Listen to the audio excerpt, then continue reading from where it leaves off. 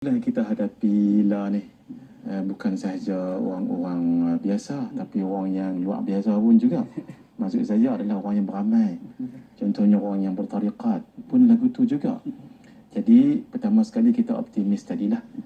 Kita ada suatu pengharapan apa dia, ya, walaupun kita berbuat fahsyat dan mungkar, tetapi dengan kita mendirikan solat satu, berusaha solat dengan baik, zahir dan batin dua, yang ketiga istiqamah.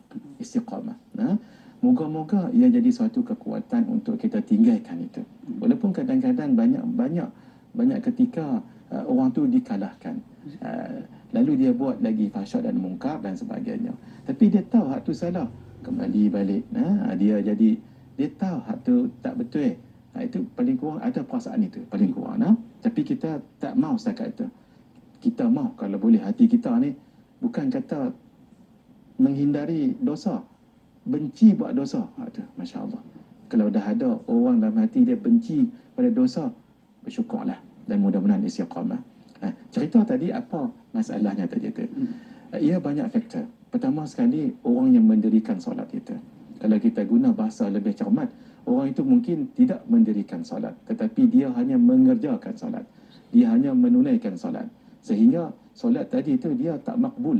Sah tu sah lah, sah sebab dia tak buat benda membatalkan solat. Jadi sah, tapi tak makbul. Makbul maksudnya tak diterima oleh Allah. Dia jadi lagu tu saja, tidak punya kesan yang banyak. Perlu diqada? Tidak, sebab dia sudah menunaikan kewajipan, tapi dia belum mendirikan solat. Akhirnya dia sah tapi tidak makbul. Itu satu. Yang kedua, orang ini selalunya tidak mendapat tarbiyah gurunya. Selalunya. Maksud saya, dia tidak ada guru batinnya. Kalau orang yang menerima tarbiyah guru, dia ada suhbah. Suhbah sama ada suhbah dengan rakannya ataupun dengan gurunya. Sebab kaedah menyebut begini, innal insan idza laqiya mathilahu fil khair yazdadu khairan. فكيف إذا لقي شيخا كبير العلم والنفع والبركة والخضوع والخشوع. Orang kalau dia jumpa dengan teman dia hak elok, lebih kurang elok macam dia lah, dia segan-segan nak buat hak tak elok, bertambah iman dia. Bagaimana kalau dia jumpa dengan memang guru dia yang alim, yang khusyuk, yang tawaduk, yang Masya Allah khumul, yang khusyuk, yang tawaduk, lebih lagi. Sebab bila kita melihat orang yang baik, Insya Allah kita jadi baik juga, Insya Allah. Sebab itu dalam kaedah ilmu tasawuf disebut al-madad fil mashhad. Al-madad fil mashhad. Kurniaan rohani itu ada pada ketika melihat orang yang baik. Tambah juga Nabi pernah sebut, ishabu man dzakarakum billahi ru'yatuh. Hendaklah kamu melihat orang yang kalau kamu lihat dia, kamu ingat Allah Subhanahu wa taala. Tadi tu. Jadi kalau orang ini dia tidak ada tarbiyah, maka dia bersendirian saja, tak ada kawan-kawan hak elok, tambah lagi dalam environment yang tak elok, tak ada guru yang memimpinnya, sehingga tidak ada zikir untuk dia masyghulkan, sibukkan hatinya. Memang mudah sangat dengan melakukan fahsyat dan mungkar. Tambah lagi dengan iblis dan syaitan. Tuan-tuan kita tahu bahawa dalam diri kita ni ada hati seketui. Itu namanya qalbun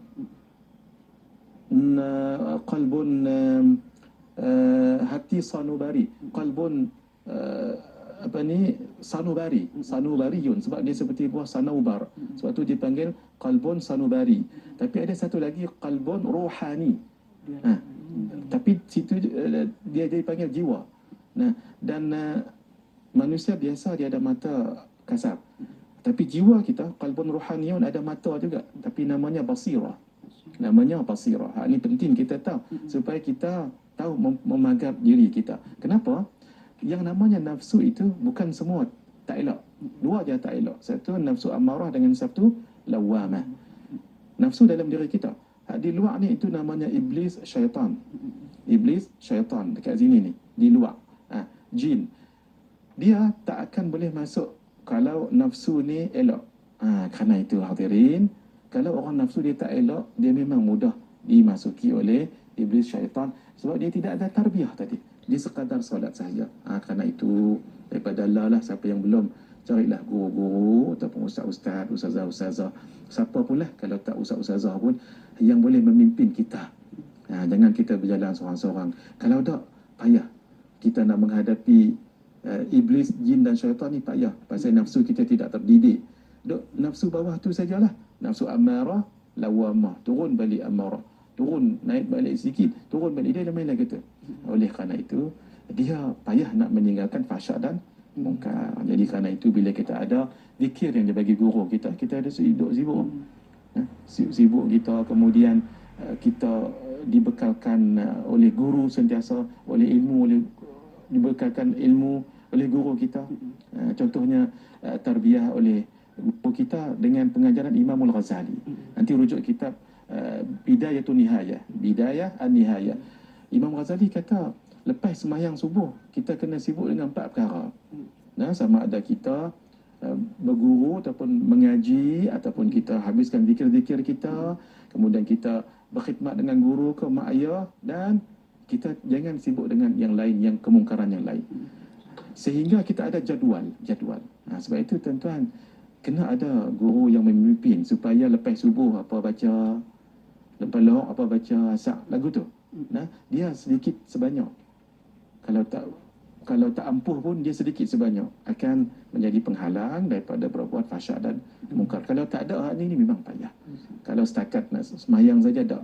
Dia kena ada suhbah tadi, bersama dengan kerakan yang baik, guru yang memimpin, kemudian environment yang membantu ke arah kebaikan. InsyaAllah. Jadi